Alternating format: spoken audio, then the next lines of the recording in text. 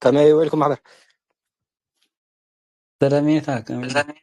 طبعا እግዚአብሔር ይመስገን አለልኩም እሺ ጸሎት ግብርና ቦሻ ይምራ እግዚአብሔር ይመስገን አለልኩም السلام عليكم بس كده أمين هاري لك بعد الناس سهل الناس هذا في فرغنا بمرة تمتنا بركة هذه يعني ما مكنا في الوقت من غير كنا نبرنا بتكون سلام عليكم بس نقص المعامل والسماعات تدرس من سبايك وبعد كذا سجانا راب ده ما رجعنا بس طبعا نجي نحن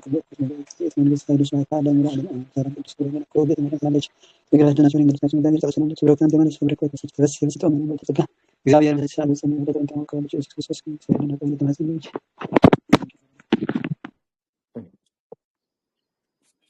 ቃል ህይወት ይስማና ቦሽ እግዚአብሔር ጸሎት ይቀበለና ረህመን ከቀጽል ከፍ በጽህና ነበር ጾም ዘኢየሱስ ወዘቀደሙ በተፈጥሮ አዳም ወሔዋን ቀደምት መልካም ሙሴ ገነተ ምንሱሳ ወዘቦም አጋእስት ስላሴ ከንከተመ በትረ ለመንግስተ ሰማይ ብናሴ አብጽሐን ለነ እንተ ክናሴ ወይ ተብጽሐን ለነ በርደ ከይሴ ሰረገላ ድራት ግንሳሴ ጾም ዘኢየሱስ ወዘቀደሙነ በተፈጥሮ አዳም ወሔዋን ቀደምት መልካም ሙሴ ጾም ዘኢየሱስ ወዘቀደሙነ በተፈጥሮ በፍጥረት የቀደሙን የሆኑ አዳምና ሔዋን የኢየሱስና የአዳም የሔዋንም ጾም ሮኬት ቀደምት መልካም ሙሴ ዘለው ሙሴ የተባለ መልካም ፊተኞች የሆኑ አዳምና ሔዋን የኢየሱስ ጾም ሮኬት ማን ነው ማንደረደረ ገነተ መንፈሳ ወዘቦ አጋእስት ስላሴ ያልሆኑ ስላሴ ገዦች የሆኑ ስላሴዎች የስላሴዎች መማላለሻ የሆነች ደግሞ ገነት ከገነት ተንከተመ በትረ ለመንግስተ ሰማይ ብናሴ ከገነት ተንከተመ በትረ ለመንግስተ ሰማይ ብናሴ በድልድይ መቋሚያ ተንከተመ በትረ ዘወለ ማለት በድልድይ መቋሚያ ለመንግስተ ሰማይ ብናሴ ወደ መንግስተ ሰማይ ጨረቃ አብጽሐነ ለነ በኢክን ማነው አብጽሐነ ለነ እንተክና ሲል አብጽሐነ ለነ እንተክናሴ የአንድነት ሰው ተክለ ሃይማኖት ጋር እኛን አደረሰን ወይታ በጻፍ እኛን አታደርሰንም በትግርኛ ጾም ዘኢየሱስ ወዘቀደሙነ በተፈጥሮ በፍጥረት ዘቀደሙና ዝኾኑ አዳምን ሔዋንን ማለት በፍጥረት ዘቀደሙና ዝኾኑ ሙሴ ዝተባለ መልካም ናይ ሙሴ መልካም ቀዳሞት ዝኾኑ አዳምን ሔዋንን ናይ ኢየሱስን ጾም ሮኬት ቀደም አዳም ቀደም መልካም ሙሴ ገነተ መንሱሳው ዘው አጋእስት ስላሴ ዘለው ዝኾኑ ገዛእት ዝኾኑ ስላሴ ናይ ስላሴ መማላለሲት ዝኾነት ድማ ገነት ካብ ገነት ተንከተመ በትረ በድልድል በትሪ ወይ ድማ በድልድል መቆሚያ ናብ ለመንግስተ ሰማይ ብናሴ ዝበለ ማለት ናብ መንግስተ ሰማይ ወርሒ አብጽሐነ ለነ እንተ ክናሴ ናይ ሓድነት ሰብ ተክለ ሃይማኖት ምስ ተክለ ሃይማኖት አብጽሕና ማለት ይትሮኬት ጾም ናብ ጨረቃ ወርሕን አናብጽሕና ወይ ታበጽሐነ ለነ በርደ ከይሴ ሰረገላ ዘባት ድምሳሴ እታ ጥፋት ዘለዋ ዝኾነ መኪና ቆቃሕ ግና ንዓና ተብጽሐናን ያ ማለት እዩ ንሶሙ ከም ተሰምዑ ጽናኹም ሕጂ ጾም ሮኬትስ ንዓና ናብ ጨረቃ ይጽሕና ኢና ንብዘልና ንሶሙ ወርሒ ረጊጽና ሰማይ በጽሕና መጽና ዝብሉ ሳይንሳውያን ተመራመርቲ ኣለውሞ ብምንታይኩም በጽሕኩም እንተበልካዮም ሮኬት ጌርና ኸድና ብላዕሊ ንወርሒ ርኢና ያ ረጊጽና ያ ተመሊስና ይብሉ ማለት እዩ መኪና ክትኸይድ ዲያና ኣይትኸይድ እንተበልካን ግን ዋይ መኪና ኣይትኸይድ መኪና ዳ ዘይጥፋት እንዳለ ስራሓ ብምድሪ ክትከይድ ከላ ሓደጋ እያ ቅጽልተካ ከተብለካ ትኽእል እያ ግን ውሕስነት ዘለዋ እያ መኪና ግን ናብ ላዕሊ ሓፍ ክትብለይ ትኽእልን ኢሎም ይምልሱልካ ማለት እዩ እቶም ዝበፅሑ ናብ ሰማይ ክኸዱ ከለዉ ብመኪና ገይሮም ኣይኮነን ዝብፅሐና ማለት እንድሕር ጾም ፀይምና ተጸሊና ተሰጊድና ናብ መንግስተ ሰማይ ክንኣቱ ኢና ማለት እዩ ንወርቁ እታ ቆቃሕ መኪና ግን ናብ ንዓና ይተብፅሐና ማለት ከዓ ቆቃሕ ናይ ስዕረት እያ ስጋ ዘለዋ ኣካል ተበላዒት እንድያ ቆቃሕ ስለ ዝበላዕና ግና ናብ ጥፋት ዳ ትብል ናብ ጥፋት ዳ ይመርሐና እምበር ናብ መንግስተ ሰማይ ኣይመርሐና ስጋ ምብላዕ ናብ መንግስተ ሰማይ ኣይመርሐና ናብ መንግስተ ሰማይ ዝመርሐና ጾም ንባል ዝተገብረቅኒ ጾም ዘኢየሱስ ጾም የአብጽሐነ ባለቤት ዘርፋያዝነቱ ጾም ኢየሱስ የሚያሰኝ አዳምና ወአጋፍቹና ማያው አጫፋሪና ወአጋፍቹም ጨርሰው ከለ ወአጋፍቹም ማያው ደማ አጫፋሪ ወአጋፍቹና ማያው አጫፋሪ ወአጋፍቹም ማያው አጫፋሪ አዳም ሔዋን ኢየሱስ በወተጫፈረው የጾም ዘርፎች ታዝ ወደ ከም ዘነዛ ወዘቀደሙ ዘታሪያ መስካያ ተቀዳሚትና ዝበለት ነው ወዘቀደሙ ዘታ አደጋ ሆነ ዘላ ወይስ ታጋም ሔዋን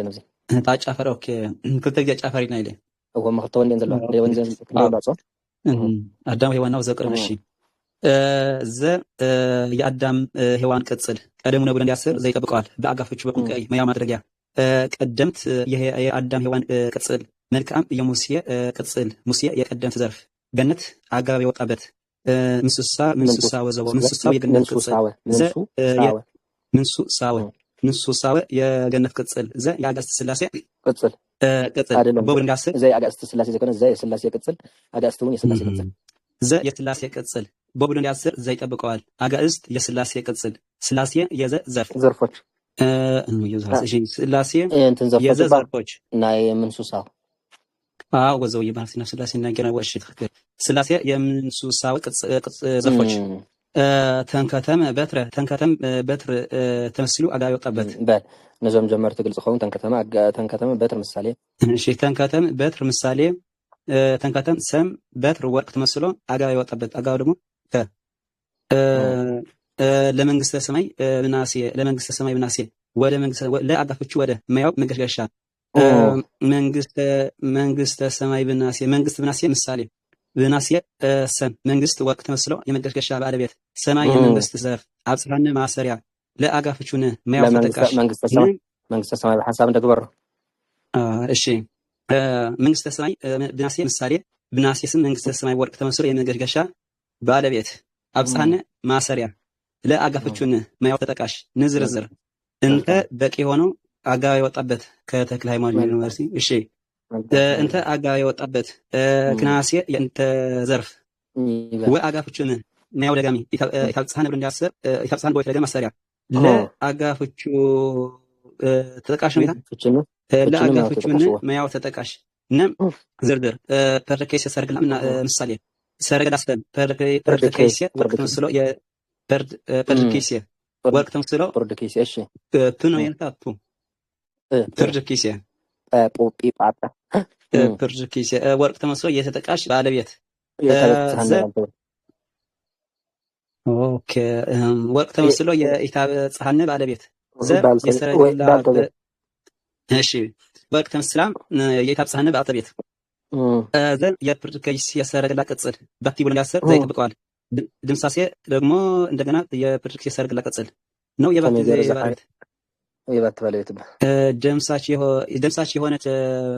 መኪና ላይ ነገርና ዘባት ጥፋት ያለባት የሆነባት ጥፋት ያለባት ያለበት ነው። እሺ ደምሳሴ የባቲ ባለቤት ባልተቤት ድምሳሴ ግን ዛኔ ታዛ ወዘ ቀደም ዝብናስ ታንትንሽ አዳም ሄዋና ጫፊር ነው አዛ ወዘ ቀደሙን ወዘ አፍታ ወዘ ቀደም ዝላታው ከመይ ይራኸው ያዘላ ማለት አጫፊር ዘላ እና ተባይላ በመጀመሪያ ወዘ ቀደሙን ዝበለ ማለት የቀደሙን የሆነ አዳምና ሔዋን ይላል አምሽዶ ሽዑ ተመለስና ኢየሱስ በቃ እንታይ ማለት ዲዚ መጽኦም ዘ ኢየሱስ ወአዳም ወሔዋን ማለት እኮ ያም መንጎት ዘና ናቶም ቅጽል አለ መጽና ዘለና ነበር ጾም ዘ ኢየሱስ ወአዳም ወሔዋን ማለት የኢየሱስና የአዳም ሔዋን ጾም ማለት ኣብ መጀመርታ ግን ጾም ዘ ኢየሱስ ኢልና ምሸለና ወዘከብር አዳም ወዘከብር ሔዋን እንዳበልና ሁሉ ዘና ቅጽል እናተናለ ግን ሆሊና እንደዚህ በሆነ እቲ ያተቀጽላ ሰጫፋር ኮይና ታምስ ሔዋን ዘላው ኸ ደጋሚ ጫፋር ኮይና ተጫፊሮን ኩሎም ያው ኮንት ዝገበርካየ ናብ ጾም ዘርፊ ይዝኮ እሺ حطه تزيالي بأمة موت وتكبر تناصل هموم متن حزن قرن ايا ايمره متن حزنو صمول ህፃን መጠነ ከበሮ ዘመድ ወይ ሐዘን በዛኝ እስመ صمول ይኦቀ መጠነ ሐዘን ዘከበሮ ዘአልቦ መጠን እሺ በአመተ ሞተ ወተቀብረ ዲሐቀ በአመተ ሞተ ወተቀብረ ጸናጽል ህሙም መጠነ ሐዘን ቀርን እሺ በሽተኛ ጸናጽል ሙቶ በተቀበረ ጊዜ መጠነ ሐዘን ቀርን ከበሮ ያዘነውን ያህል እያይመረ መጠነ ሐዘን ጾመወል ህፃን መጠነ ከበሮ ዘመድ የከበሮ ዘመድ ያህል የወልድ ጾም ህፃን የሐዘኑ መጠንን አላወቀም ወይ ሐዘን በዛይን እስመ ይወቀ መጠነ ሐዘን ረባይን ተነሩ እስመ ጾመወል ይወቀ መጠነ ሐዘን ዘከበሮ ዛልቦ መጠን የሌለው የሆነ የከበሮ ሐዘን የሐዘን መጠንን የወልድ ጾም እስመ ጾመወል ይወቀ የወልድ ጾም ህፃን አላወቀምና እሺ በአመቱ ሞተ ወተቀብረ ጸናጽል ህሙም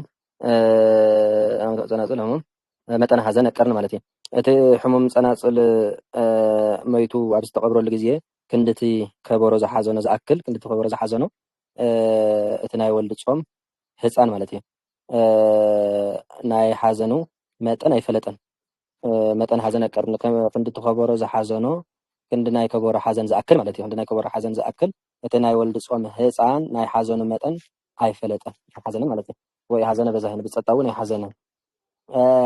اسمه صمول يوق متن حزن زكبر زعلو متن زي بلو زخونه ناي كبرو حزن ناي حزن متن اتناي ولد صوم ህፃን አይፈለጠንም ማለት ነው መቼም አሁን ተፈልጦ ነው ሰብ ሞትን ከሎ ለና ሞቲና ሞ ቤተሰብ ሞተና ከሎ ዘመድ ቤተሰብ ሞትን ከሎ ያው እቲ ቤተሰብ ዝሓዝን ሓዘንን ተኻልእ ዝሓዝን ሓዘንን ሓደ ይኮነን ካሊ ትረፍ እቲ ልብ ዝገበረ ዝሓዝን ሓዘንን ህፃን ቆልዓ ዝሓዝን ሓዘንን ህፃን ቆልዓ ደው መይታ ተኸመን ዘይክበክ ይኽእል ማለት እዩ አጅት ሓዘን ፈትይዎ ወይ ደልይዎ ዘ ገና ትልቡ ስለዚህ ዓበየ ማለት እዩ ማለት አይፈልጥም እንታይ ይኸይድዎ ዘሎ እንታይ ተጎዲእዎ ዘሎ ስለዚህ ይፈልጥ ጭቃ ትሪኦ ለኹም في ጸናጽል ሕሙም ሞት ከሎ ተኸበሩ ጸናጽል ሓወይ መሳይዳ ይነበርካኒ እንታይ ዳ ኮይንካ ተፈሊኻ ነደይልክ በከን ከሎ ትግን ይስሐቅ ዘሎ ዝናይ ወልድ ጾም ማለት እዩ ሓንቲ ምንም ይመስል ናይ ከበሮ ሓዘን ሓዘን ከሎ ክንድት ከበሮ ዝሓዘን ዝኣክል ኣይ ሓዘን ንቀልዓለም ዳ ቢሉምበር ብፍላይ ሓደ ዘይ ቤተሰብ ዘይ ዘመድ እንድሕር ኮይንካ ዋሰብ ከይስሐቅና ከየብለና ተባሂሉ ናብ ሓዘን እንድሕር ከይድካ በርበረ ዝጥቆም ሰባት ከማን ይሳነን እዩ ዓይኖም ንክነብዕ ማለት እዩ ዘይግበር የለና ኣብ ዓለም ከም ዘሎ ስለዚህ መሲልካ ምንታይ ምጽኢኻ ንወርቁ ኮንታክት ወል ስለዚህ ደለኻ ኢኻ እንድሕር ኢልኩም ያው ጸናጽል ኣብ ዝሞተ ግዜ ከበሮ ብጣዕሚ ሓዚኑ ማለት ያው ምጽናጽል በርባዕ ጾም ግዜ ዘይገልግል ኮይኑሎ ማለት እዩ ንወርቁ ድማ እቲ ህፃን ጾም ግን ያው ክንድቲ ከበሮ ዝሓዘነ ዝኣክል ኣይሓዘነን ማለት እዚ እውን ኣብ ወርቁ ኣብ ግዜ ጾም ከበሮን ጸናጽልን ዘየገልግሉ ኮይኖም ይነብሩ ኣለዉ ማለት እዩ እስኪ ትግርኛ የጻድቀውላ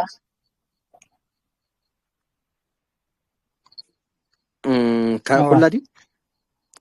ፍላይ ሳልሳይቲ ቤት እሺ ሳልሳይቲ ቤት መጠነ ከበሮ ዘመድ ወይ ሓዘነ በዛሂን ክንድት ዘመድ ከበሮ ክንድት ናይ ዘመድ ከበሮ ዝኣክል ማለት እዩ ክንድ ናይቲ ከበሮ ዘመድ ዝኣክል ኣይ ሓዘነ በቃ ሳልሳይቲ ቤት ንሰንታይ ትብል ክንድት ናይቲ ከበሮ ዘመድ ዝኣክል እቲ ህፃን ወልድ እንታይ ይገበረ ናይ ሓዘነ ማለት ከምቲ ከበሮ ዝሓዘነ ካብ መጀመርታ መልሰልካ ፀገም ይብለን በአመቶ መቶ ተቀብረ እቲ ሕሙም ጸናጽል ስም ወይቱ ኣብ ዝተቀብረሉ ግዜ መጠነ ሓዘነ ቀርን ከምቲ መጠነ ሓዘነ ቀርን ከምቲ ከበሮ ዝሓዘኖ ዝኣክል እንደገና ኣብታ ሳልሳይቲ ቤት ዘለኻ ክንድቲ ከበሮ ዝሓዘኖ ከምቲ ከበሮ ዝሓዘኖ ክንድቲ ከበሮ ዝሓዘኖ ማለት እዩ እቲ ናይ ወልዲ ህፃን ጾም ናይ ሓዘነ መጠን ኣይፈለጠን ናይ ሓዘነ ወይ ሓዘነ በዛህን ብጸጣው ናይ ሓዘነ اسمه صوم ولدي أو كمتن حزن زكبر زعلم متن زي بقول زخانة ناي كبر حزن ناي حزن متن ناي ولدي صوم حسن سلا زي فلته كنت خبر ز حزن ز أكل كم تخبر ز حزن أي حزن ولا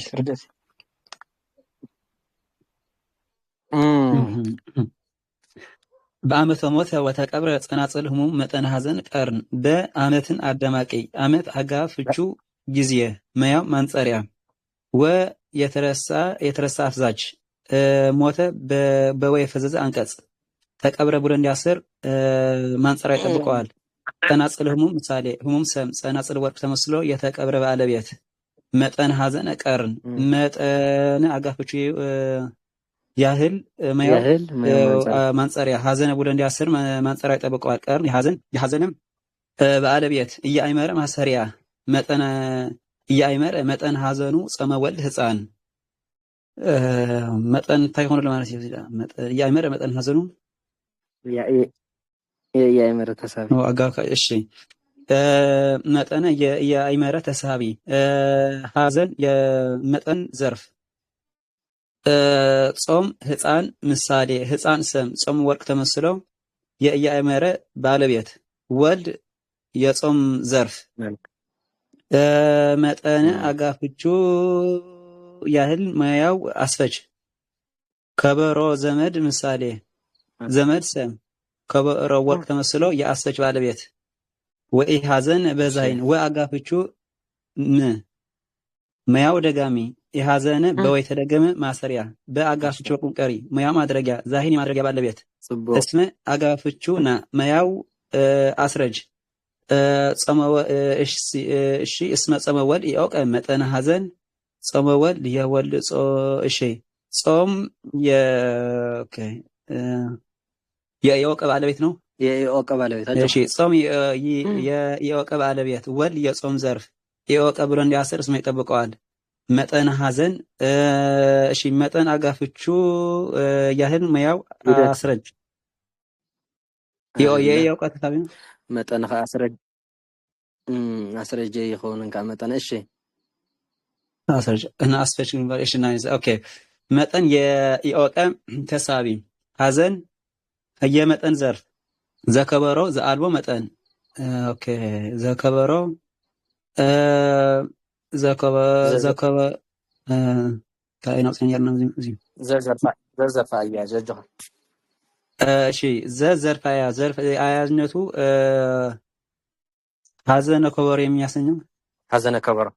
ሀዘነ ከበሮ የሚያሰኝ ከበሮ የሀዘን ዘርፍ ዘ የሀዘን ከበሮ ቅጽል አልቦ ብሎ እንዲያስር ዘ ይጠብቀዋል መጠን የአልቦ ባለቤት የሀዘን ቅጽል ጥራይ ደንጉ ይመጻካለ ድምጽ ይምሽ بطعم اسمع زلنيتا እሺ መጠነ ከበሮ ዘከበሮ ዘአልቦ ሀዘን ዝበለ እታ ዘአልቦ ዝበለት ማለት ናብ ሀዘን ቅጽል ያ ናብ ከበሮ ሀዘን ዘይኮን ናብ ሀዘን ቅጽል ያ ኦኬ ወይት ያስር እሺ ዘ የሀዘን ቅጽል አልቦ ብሎ ያስር ካል ሐደ ይጽበረ እሺ ዘ የሀዘን ቅጽል ከበሮ ናብ ሀዘን ዝተዘረፈት ያ በሐንሳ ዘይኮን ምሳሌ እኮ ይኮን እና የከበሮ ሀዘን ኢና ንብላ ዘለና ተፈከሪ ኣብዚ ሕቶየታ እዚ መጠን ኣገባብ ይኮነኒ ከመይ ገይሩ ናብ እያእመረን እዚ ቆንስሒቡ ዘሎ መጠን ክልቲኡ ዘርኢ ክኸውን ይኽእል ጋብ ከዓ ክኸውን ይኽእል ኦኬ ኣብታ ላዕሊ ብኣገባብ መፅያ ኣብዘን ታሕቲ ዘሎ ከዓ ብስታይ መፅዮ ኣሎ ማለት እዩ بسلسته መንገዲ እያ መፅያ ዘላ ኣብታ ላዕሊ ኣገባብ ኮይና ብማንፀርያ እያ መፅያ ዘላ ማለት እዩ ኣብታ ታሕቲ ኣገባብ ኮይና ብኣስፈች እያ መፅያ ዘላ ኣብታ ካልአይቲ ከዓ ዘርኢ ኮይና እያ መፅያ ዘላ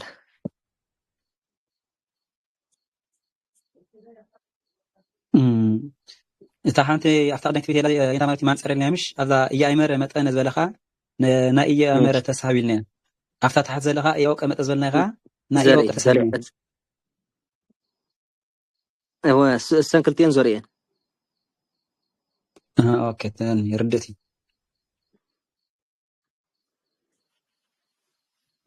ايوه كان تاي يعني عفوا تاي ما كنت ترجم الحركه يا اخو خليكم ذاكر اخو الزوس قال كندي بيت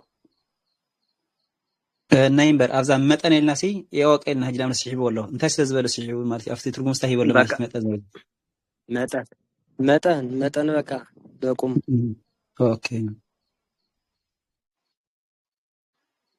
ኦኬ አይፈለጥ እንታይ አቀን ሀዘን ኦኬ እሺ ተዛለ ለምሳሌ አምጣነ ዝበሎ እኮ አምጣነ ዝበሎ በአገባብ እንድሕር ኮይና አይላዓል በሰዋሰው እንድሕር ኮይና ግን አምጣነ ኢልካ ከተምጽፍ ከሊካ አምጣን ዝበሎ ማለት እኮ አምጣነ ኢልካ በተነሽተምጽፍ ናይ ነገስ ይራና ይነልናሽ አይራሁም ነው ያራና እንደና ቀጽል ታና መጨረሻ መጠን ታልካ ሙያ ንሳ ናይ የወቀ ተስሐብያ ወላ ናብላ علي ናይ ባዕላ ዘላምበር እስመ ጾመወል የወቀ መጠን ሀዘን ምሽላላ ታ መጨረሻ ዘላት እታ ዘላም ዘአልቦ ንሳዳ ናይ አልቦት ባለቤት አልቦ ባለቤት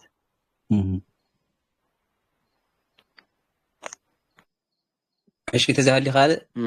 በትረ ሊቃውንት ባእል አማ አስተዳለወ ዝክረ እንተ ኢየሱስ አማኑኤል እስመ ሀበ ኮንም ጸረ ዘይጸውኦ ለጸናጽል አጣን ጸናጽል ጸር እንተ በትር ባእል ተፋቆሮ በትር እየክል በሐሳብና በተፋቆሮ በትር ዘይኮንስ ተፋቆሮ በትር እየክል በትረ ሊቃውንት ባእል አማ አስተዳለው ዝክረ እንተ ኢየሱስ አማኑኤል የሊቃውንት መቋሚያ ሀብታም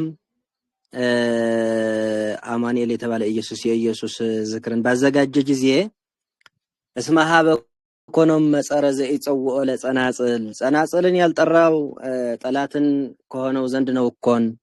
አምጣነ ጸናጽል ጸር እንተ በትር ባእል ተፋቅሮ በትር እየክለ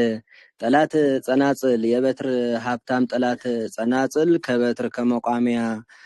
ጋራ መዋደድን አይችልምና እሺ እቲ ሀብታም ዝኾነ ናይ ሊቃውንት መቋሚያ ኢየሱስ ዝተባህለ አማኑኤል ዝተባህለ ኢየሱስ ናይ ኢየሱስ ዝክር ኣብ ዝገበረ ጊዜ ነቲ ጸናጽል ዘይጸውዖ ጸላኢኡ ስለ ዝኾነ እዩ ፀላኢ ስለ ዝኾነ እኮ ነቲ ፀናፅል ዘይፀውዖ ኣምጣነ ፀናፅል ፀርእ ምክንያት እቲ ናይ ሃፍታም በትሪ ፀላኢ ፀናፅል ምስ በትሪ ክፋቀረ ይኽእልን እዩ እሞ ንሶም እንታይ መስለኩም እዚ ንኣብነት ሓደ ሰብ ናይ ቅዱስ ሚካኤል ክኸውን ይኽእል ናይ ልደት ክኸውን ይኽእል ናይ ኣዴ ማርያም ክኸውን ይኽእል ዝክር ይገብር ወይ ጥምቀት መርዓ ይገብር ማለት እዩ ብድሕሪኡ ፈተውቱ ይፅውዕ ማለት እዩ ውራይ ገይሩ ፀላኢ ዝፅውዕ ሰብ የለን ውራይ ገይሩ ፀላእቲ ዝፅውዕ ንፀላእቲ ዘፍቅር ክርስቶስ ሓደ ክርስቶስ ጥራይ ማለት እዩ ስለዚ ውራይ ጌርካ ንፈተውትካ ነዝማድካ ንቤተሰብካ ከምኡ ይፅዋዕ ስለዚ ትሪእዎ ኣለኹም በትሪ ከዓ ዝክር ገይሩ ማለት እዩ ናይ ሊቃውንቲ በትሪ ናይ ኢየሱስ ዝክር ገይሩ ንኩሎም ክፅውዖም እንከሎ ንፀናፅል ግን ይፀውዖን ዋ አንታ ታይራ ኮይኑ ከለ ዳ ዘመፀና ዝገዛ ይበሃል ማለት ንሶም ዋ ከለና ዝገዛ ዘመፀ እኮ ዘይፋተው ኣይፋተው ንጠቅላላ ሰላም ተባሂሎም ከማን ኣይፈልጡን ስለዚ ይፋቆር እዩ ዘይፀውዖ ይበሃል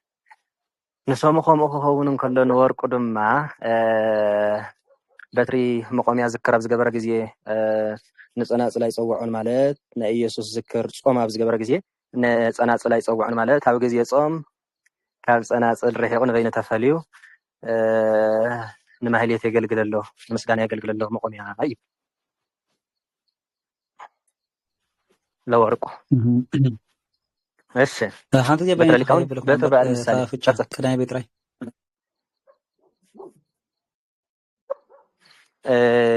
አማኑኤል የተባለ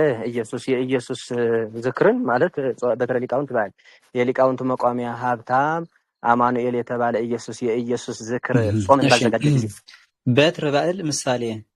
ባእል ሰም በትር ወርቅ ተመስሎ የአስተዳለው ባለቤት ሊቃውንት የበትር ዘርፎች ግደፍ ማን ነው ዘር እንታይ ነው በትር ሊቃውንት ባእል አማ አስተዳለው ዝክረ እንተ ኢየሱስ አማኑኤል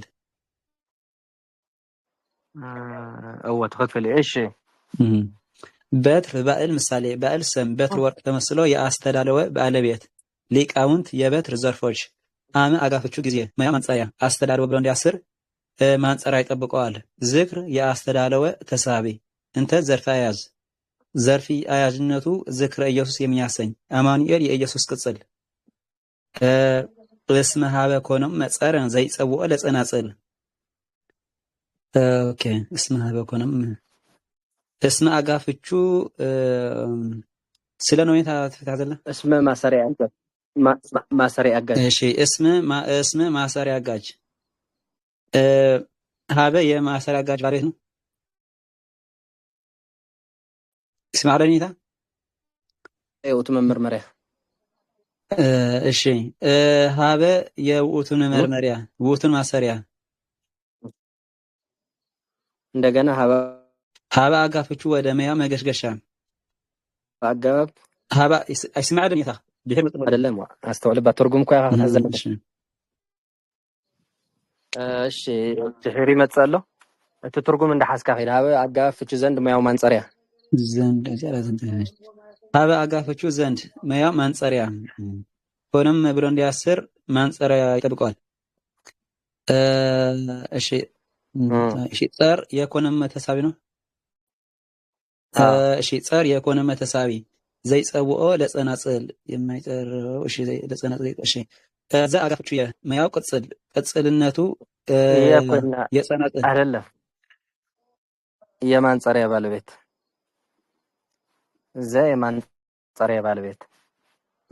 የማንጸሪያ ባለቤት ይጸውኦ ብሎ ያስር ዘይጠብቀዋል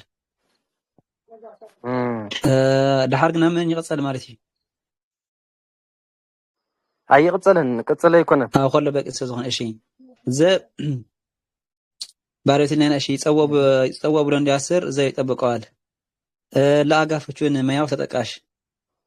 ጸናጽል የተጠቃሽ ባለቤት አምጣነ አጋፍቹና መያው አስረጅ ጸናጽል ጸር ምሳሌ ጸር ሰም ጸናጽል ወርቅ ተመስሎ የየክል ባለቤት እሺ ያሃ ወደ እንተ አጋፍቹ ጋራ መያው አፈቃቃሪ አየሽ እንተ ዘርፋ አየሽ ኦኬ እንተ ዘርፋያዝ ዘርፋያዝነቱ ጸረ በትር የሚያሰኝ በትር በትር በዓል በዓል ምሳሌ በትር በዓል ምሳሌ በዓል ሰም በትር ወርቅ ተመስሎ የጸር ዘርፍ ተፋቅሮ የእየክል ተሳቢ ተፋቅሮ በትር ምሳሌ ነው መስልካም አይደለም ጽቡቅ ኢኻ ዘለካ ተፋቅሮ የየክል ተሳቢ ተፋቅሮ የእየክል ተሳቢ በትር የተፋቅሮ ምሻ ዘርፍ በትር የተፋቅሮ ምሻ ዘርፍ እየክል ብሎ እንዳያስር አምጣን ይጠብቀዋል ኣብዛ ተፋቅሮ በትር እንታይ ጽኛ ነርና ይታ ታጋራ ዳብዚያ ያውጽኛ ጋር ያውጽኛ ካብ ኣፍ ያውጽያ ነራ ካብቲ ኣመሲላት ከቢልካ ነበር ከበትር ጋራ መዋደድ አይችልም እሺ ኣፍታ ዘይጸውቕ እንታይ ያውጽኛ ነርና ስለዚህ በዓል ያልጠራ በቃ ያልጠራበት ምክንያት በቃ ከተውጸል ትፈልይ ኢኻ ያልጠራው ይነልና የፈትህና መፍታት ግን በቂ ሆይነ የማንጸሪያ ባለቤት ኦኬ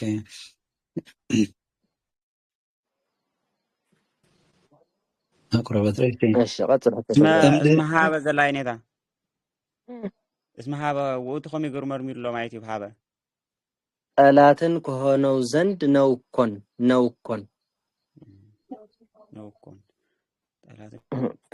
እተአኮን ኢላ ትፍታሕ ዘላ እስመያ ታነው ኢላ ትፍታሕ ዘለኻ ሃበያ እሺ እምድህረ ብሄል ክርስቶስ ጸናጽለ ወርቅ ሀመ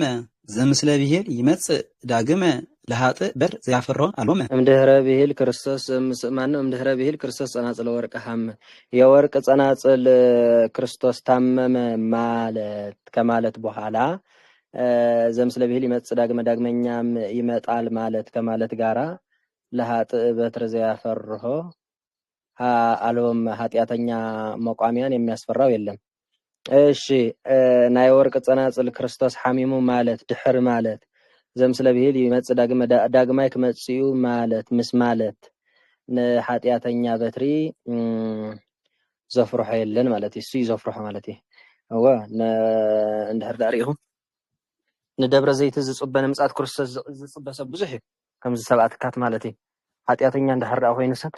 በቃ ክርስቶስ ያ ዋይ ምጽአት ዳሎም እንዴ እንድሕር ይፈርሕ ከይተነሳህ ኃጢያተይ ከይተናዘዝ ኪሊ ይስፈርሕ ማለት ንሓጣን ናይ ክርስቶስ ምጽአት በጣም ይዘሰክፎም ዘፍርሖም ጻድቃን ንዓይሎም ንክርስቶስ ክልምንውን ከሎ ኃጢያተኛታት ጋር ክርስቶስ ንኸይመጽኦም ዝልምኑ ክርስቶስ እንድሕር መጽኡ ይርበሹ ማለት ዝርበሽሉ ዘሎ ምክንያት ከዓ ያው ናጋሃነመ እሳት ናብ ሲኦል ንኸይኣቱ እዩ ዝፈርሑ ስለዚ ማነው እንታይ ነር መጀመርታ እንድሕረ ብሄል ክርስቶስ ስለዚ ክርስቶስ ክመጽኡ እንድሕር ዳልካዮም ኃጢያተኛታት ይፈርሑ ንብል ኣለና ንሰማት ይብርግጽ ሓተ ሰብ ክርስቶስ ክመጽእ እንድሕር ዳልካዮ ሞት ክመጸካ እንድሕር ዳልካዮ ከመን ረፍዶ ክርስቶስ ክመጽእ ሞት ክመጸካ እዩ በቃ ሕጂ ክትመውት ይኻ እንድሕር ዳልካዮ ይፈርሕ ምናልባት ነቲ ሞት ዘይክፈርሕ ክእል ነቲ ኃጢያት ግን ይፈርሖ ማለት እዚ ንሰሙ ክኸውን እንከሎ ንወርቁ ከዓ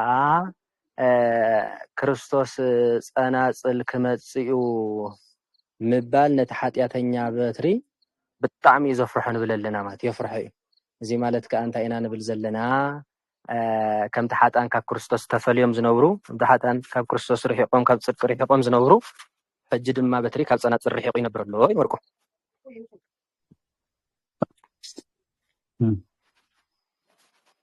እሺ ድህረን አዳማቂ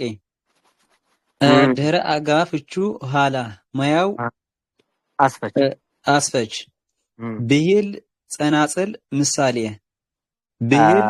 አይደለም ብሂል ያስፈች ባለቤት ኦኬ ብሂል ያስፈች ባለቤት ክርስቶስ ጸናጽል ምሳሌ ኦኬ ክርስቶስ ጸናጽል ምሳሌ ክርስቶስ ሰም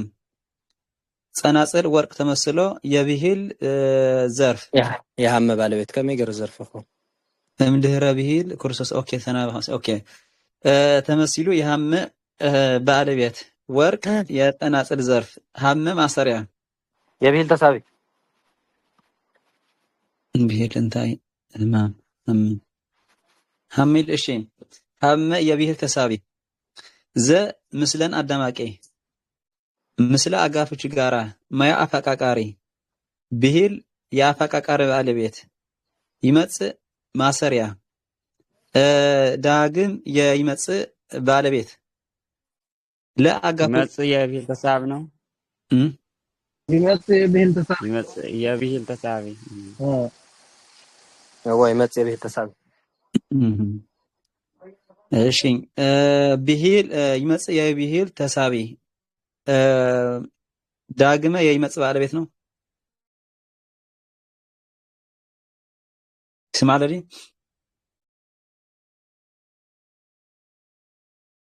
አንቀጸ ጎላማት ከይተዋል እሺ እንታይ ኢልካ መንክር እዛ ዳግመ የይመጽእ ባለቤት ያ ዳግ አጎላማሽ ባ እሺ ዳግመ አንቀጸ ጓላማሽ ለአጋፎችን መያው ተጠቃሽ ሀጥ በትር ምሳሌ ሀጥ ሰም በትር ወርቅ ተመስሎ የተጠቃሽ ባለቤት ዘያፈረው አልቦም የማይፈሩ እሺ በቂ ሆነ የአልቦ ባለቤት የሚያስፈራው ነገር የለም ማለት በቂ ሆኖ የአልቦ ባለቤት ያፈረው ብሎ እንዲያስር ያፈረው ብሎ እንዲያስር ዘይጠብቀዋል አልቦም ደግሞ አልቦ ማሰሪያ አልቦ አይበና ነው የበማሰሪያ አልቦ ማሰሪያ መትራስ ታይኳ ገብረልኩም ኢሉ ግን ናይ ብሂል መንገዲ ከምዚ ዝኸይድ ናይ ጎንጅቅኒ ብሂል ይመጽእ ኦኬ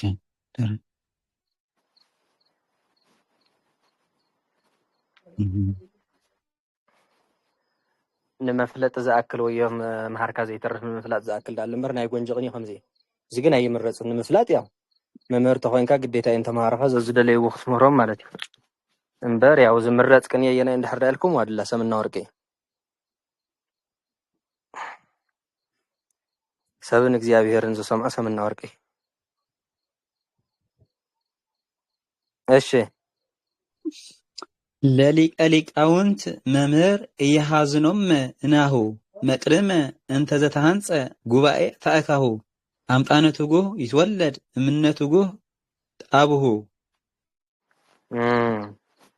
እንታይ አኔራ ወዴታ ቀኔናቶም ክነግረኩም ደለ ስረስዕ አንዲ ቀድሚያ ዘርፈዋ ነራሶ እንታ በሐፈሻ አይሽ ደሃን ችግር ይብሉ ለሊቀ ሊቃውንት አብይ እየሃዝኖም መናሃዲ ሊቀ ሊቃውንት አባቴን እንሆ አላሳዝነውም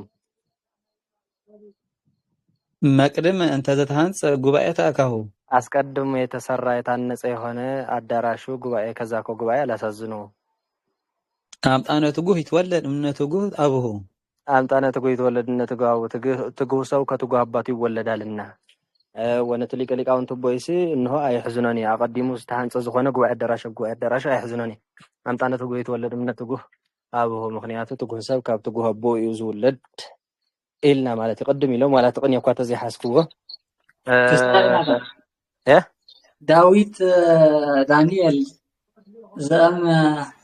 እንታይ ነው አይደለም ለማርያም አሃዱገ እሳ ድሕሪያ አባ ድሕሪያ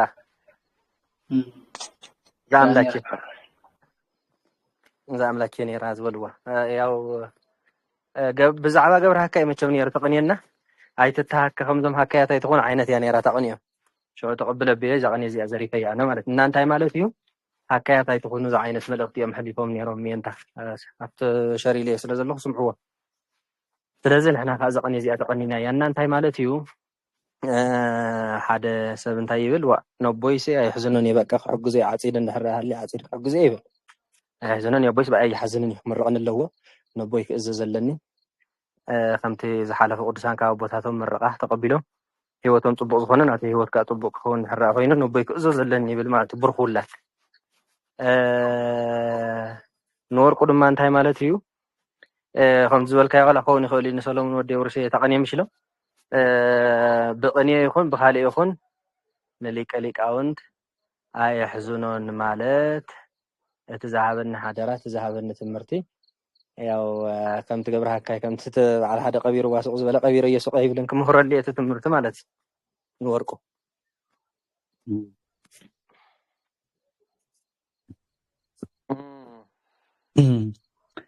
እሺ ለአጋፍቹ በቁንቀሪ ማያው አቀባይ ተጠቃሽባ ይያዝነ ማዩ ለአጋፍቹን ማያው ተጠቃሽ ሊቀ ሊቃውንት መምህር ይያዝነው ምናሁ ሊቀ ሊቃውንት አቡየ ምሳሌ አቡየ ዲነር መምህር ሊቅ መምህር ካራት ምስለኝታ ወይስ ሊቀ ሊቃውንት በሐንሳብ አይተምስሎን ሊቀ ሊቃውንት መምህር ዲያለያ ነረ ወይስ ቀጽል መምህር እናቶም ስታይ ስለዝኾነ ቅጽል ስለዚህ ሊቀ ሊቃውንት የተጠቃሽ ባለቤትና መምህር ካ የሊቀ ሊቃውንት ቅጽል እሺ ሊቀ ሊቃውንት የተጠቃሽ ባለቤት መምህር የሊቀ ሊቃውንት ቅጽል እያሃዝነውም ማሰሪያ መትራስ ናሁ አንቀጸ ጓናማሽ መቅድም እንተ ዘተሃንጸ ጉባኤ ተአካሁ ማድረጊያ ያወጣበት መቅድም ማድረጊያ ያወጣበት እንተ የጉባኤ ተአካሁ ቅጽል እንተ የጉባኤ ተአካሁ ቅጽል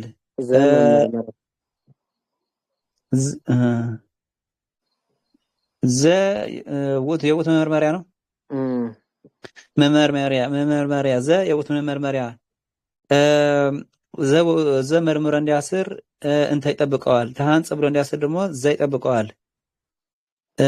ጉባኤ ተአካሁ እሺ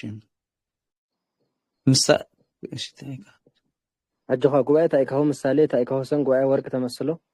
እሺ ጉባኤ ተአካሁ ምሳሌ ተአካሁ ሰን ጉባኤ ወርቅ ተመስሎ የተሃንጸ አጋቢ ወጣበት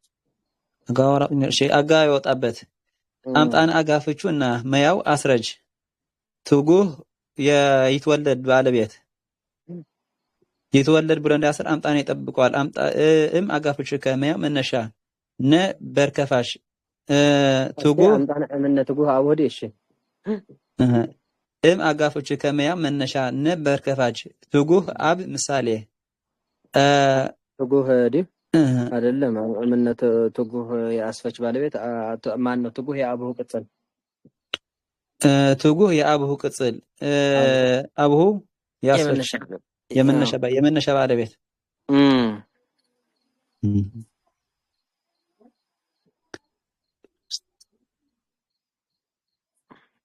እሺ ወተለናሊ እሺ ጾመ ወልድ ለቀርን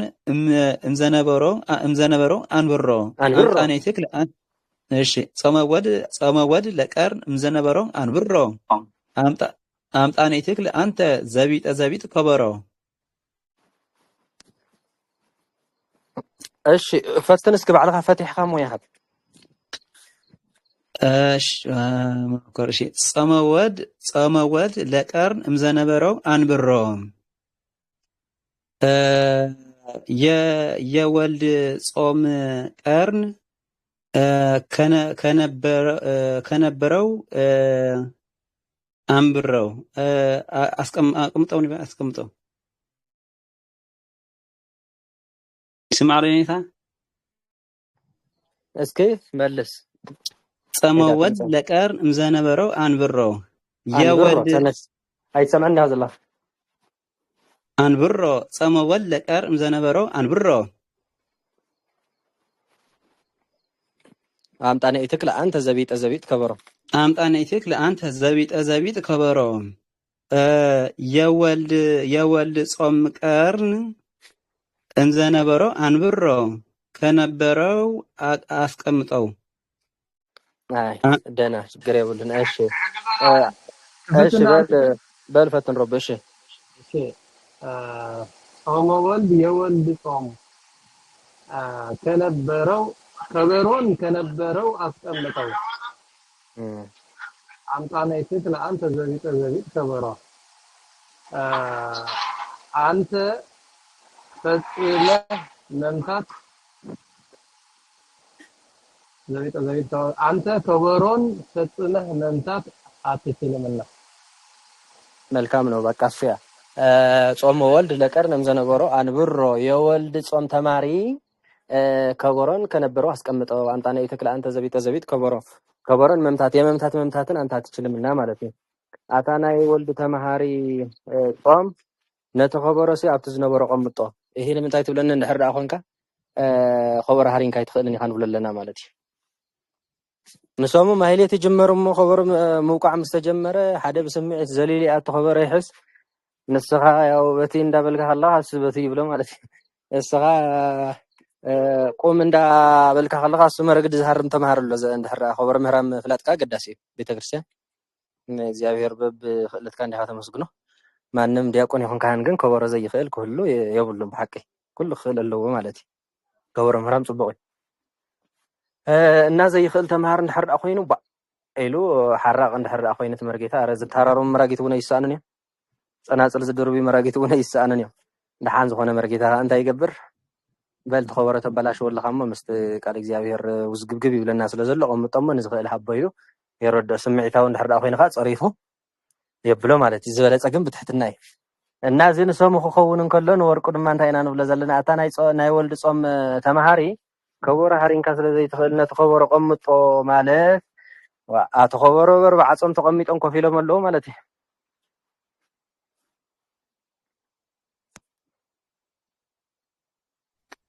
እንደዛ ነው። እሺ ጾመ ወልድ ለቀር ዘነበሮ አንብሮ ጾም የአንብሮ ባለቤት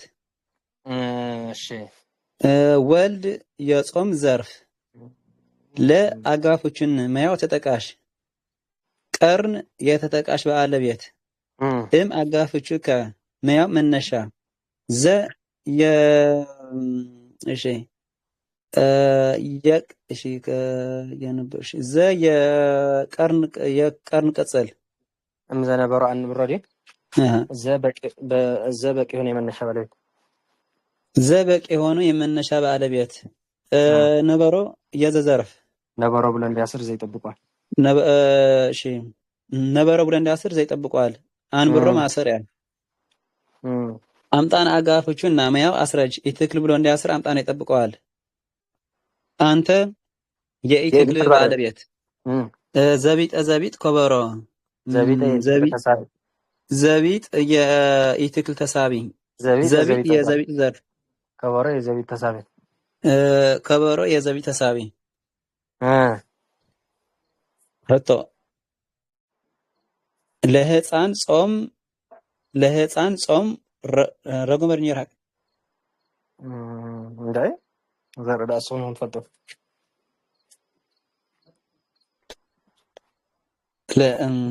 تذكرك يبل زي ذكرك عند هرها اللي قصة رقمه مثلا ለህፃን ጾም ረጎሞ ጸናጽለ ወርቅ አብ ሆኖ እሺ ለህፃን ጾም ረጎሞ ጸናጽለ ወርቅ አብሁ ማህወ በትረ እስማ አንሳ አለ አው ማህወ በትረ እስማ አንሳ አለ ለህፃን ጾም ረጎሞ ጸናጽለ ወርቅ አብሁ ጸናጽለ ወርቅ አባቱ ህፃን ልጅም ጸናጽለ ወርቅ አባቱ ረገመው ምን አድርጎ ከተባለ ማህወ በትረስ ማንሳ አለህ በሱ ላይ ብርጭቆ መቋሚያን አንስተዋልና እሺ ነተ ህፃን ለህፃን ጾም ዲ ነተ ህፃን ጾም ነተ ጸናጽል አብኡ ረጊምዎ እንታይ ገር ወዳን ወድ ዝረገመ እንደሕርዳ ኢልኩም ነ ርጉም ውላድ ስለዝኾነ ኣብ ልዕሊ ኣብ ትልዕል ልቡ እንታይ ልዕሉ ብርጭቆ በትረ ስለዘልዓለ ነብኡ ካር መስለስ ደለ ረጊምዎ ማለት ነብኡ كأزهرم ولا ديسانن وين أبو زصرف ولا ديسانننا ስለዚህ ስትሪ ወዘለኹ ኣብ ልዕል ልቡ እንታይ ገይሩ ማለት እዚ በትሪ ብርጭቆ ልዒሉ እዚ መቆሚያ ለህፃን ጾም ረገሞ ጸናጽለ ወርቅ አብሁ እቲ ጸናጽል አቦነት ጾም ዝረግሞ ዘሎ እንታይ ኣብ ልዕል ልቡ በትሪ ብርጭቆ ስለዘልዓለ ነብኡ ካር ሞዴል እዩ ማለት እዩ ኣነ ወሊደካስ ንስኻና ኣይክታርመኒ መድሃኒ ዓለም እንተለይሉ تا مرجن كتيروا مالتي حجي عند حرة أولاد كادر رجوم كوينو أو بتعامل عند حرة كرجوم كوينو ترجم تجددي مالتي زرجم ولدي سأني ذين سو مخون كلن ورقو خا تصوم قبل علي صناصل ابو بتر مقاميا على عيلو سلازل عليه تصناصل ابو نتصوم حصان رجيم وماله ኣብ ግዜ ጾም በትሪ ዝለዓል ኮነ በትሪ ዝዝመም ኮነ ይወርቁ ለአጋፍቹ ንመያው ተጠቃሽ ህፃን ጾም ምሳሌ ህፃን ሰም ጾም ወርቅ ተመስሎ የተጠቃሽ ባለቤት ረጎሞ ማሰሪያ ጸናጽል አብ ምሳሌ አብ ሰም ጸናጽል ወርቅ ተመስሎ ረጎሞ ረጎሞ ሰልከ አበበ ይኸዘለኸ ለህፃን ጾም ረጎሞ ጸናጽለ ወርቅ አብሁ ጸናጽለ ወርቅ አብሁ ዲ እና ጸናጽለ ወርቅ አብሁ ምሳሌ በለ እሺ ጸናጽል አብሁ ምሳሌ አብሁ ሰም ጸናጽል ወርቅ ተመስሎ የረጉም ባለቤት ወርቅ የጸናጽል ዘርፍ ማሁ በትር ምሳሌ በትር ማሁ ሰም በትር ወርቅ ተመስሎ ዘመን የአንሳ ተሳቢ እስመ አጋፍቹና መያው አስረጅ አንሳ ብሎ እንዲያስር አስረጅ ይጠብቀዋል።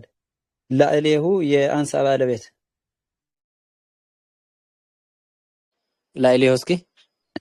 የአንሳ ባለቤት ነው ወይስ ላዕለ አጋቢ እኮ ላዕለ አጋፍቹ ላይ መያው ማድረጊያ ዝርዝር ላዕለ አጋፍቹ ላይ መያው ማድረጊያሁ ዝርዝር እሺ ما هو فايدة قريتها تقارير لها من نيرة في سماحة ما هو بأنها فكرة برشقة طرمس طرمس ترمز لا مستوي رمالة ጥርዋ አሁን እንዳመስተዘለ ሰው ይዘላል። እሺ ሊቀ ሊቃውንት አቡየ በአስተፋጥኖ ረድአኒ ሶክ ቅኔ ሶክ ቅኔ ነው ያርቀንስን ሶክ ቅኔ ሊቃውንት አኮኑ ወጋን ሊቀ ሶክ ቅኔ ሊቃውንት አባቴ ሊቃውንት አጎን ወጋኒ በፍጥነት እርዳኝ። ሶክ ቅኔ ሊቃውንት እሾህ ወግተኛልና ሊቀ ሊቃውንት ቦይ ቀልጢፍካ ረድአኒ እሾህ ናይ ሊቃውንት ስለዝወገአኒ ኢና ዘለና ማለት እዩ። ያው ሓደ ሰብ እሾህ እንድሕርዳ ወጊእዎ ወይ ዝኾነ እንድሕርዳ ቢሉ አቦይ ይርዳእን ሓግዘኒ እዩ ዝበሃል።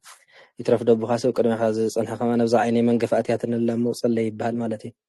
እዚ ንሰሚዑ ንወርቁ ከዓ ሊቀ ሊቃውንት ቦይ ብኣስተፋጥኖ ርድአኒ ሶክ ቅኔ ሊቃውንት አኮነ ወግአኒ ማለት ያው ቅኔ ሊቃውንት ናይ ሊቃውንት ቅኔ ዝገብረሉ ግዜ ምሳይ ኮፈል ምሳይ ደው ኢልካ ስማዕ ማለት እዩ። ምሳይ ኮፈል ምሳይ ደው ኢልካ ስማዕ ዝተጋገኽዎ ከዓ ኣርመኒ እዩ ንወርቆ። እሺ ይበል ነው ሊቀ ሊቃውንት አብ ምሳሌ አብ ሰም ሊቀ ሊቃውንት ወርቅ ተመስሎ የርድአኒ ባለቤት በአጋፍቹ በቁንቀሪ መያው ማድረጊያ አስተፋጥኖ የማድረጊያ ባለቤት ርድአኒ ማሰሪያ ሶክ ቅኔ ምሳሌ ሶክ ሰም ቅኔ ወርቅ ተመስሎ የወጋኒ ባለቤት ሊቃውንት የቅኔ ዘርፎች ነው ዘርፎች አኮኑ አጋፎቹና መያው አስረጅ ወጋን ብሎ እንዲያስር አስረጅ ይጠብቀዋል። حتى تزهل ودي على مي እሺ አልብሶ ይቆየን ዝነጠበ ባፍትጋም መልእክት ያርመል ሊቀ ሊቃውንት አቡየ በአስተፋጥኖ ርድአኒ ሶክ ቅኔ ሊቃውንት አኮኑ ወጋኒ ሊቀ ሊቃውንት አቡየ በአስተፋጥኖ ርድአኒ እሺ ጸሎት ግበርልና ሞቦታት ናብ ዝቅጽል ክንቅጽል ማለት እዩ ያኽለና ቅጽል ዘሎ ቅኔ ይዘረፈና ናይ ባዕልና የተዘርፈና ንዚ ናይ ጉባኤ እንተልኩም ቅኔ ንዘረፍ ንኽእል ኢና አይ ሕቶ ሕሸና እንተልኩም ሕቶ ክንገብር ንኽእል ኢና ከፍቃርኩም እዚኣ ግን ብጸሎት እያ ተዕጽሞ ጸሎት ግበርልና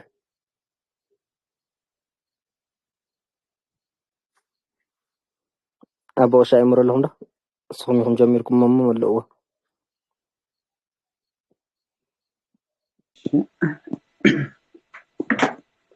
በስመ አብ ወወልድ ወመንፈስ ቅዱስ አምላክ ማርያም ላይ ከማላና ሰላም ላይ ሰማይ በእኛ ትምህርት ጽላት መጽሐፈና ረት የጥምተን አምላክ አቡነ ዘበሰ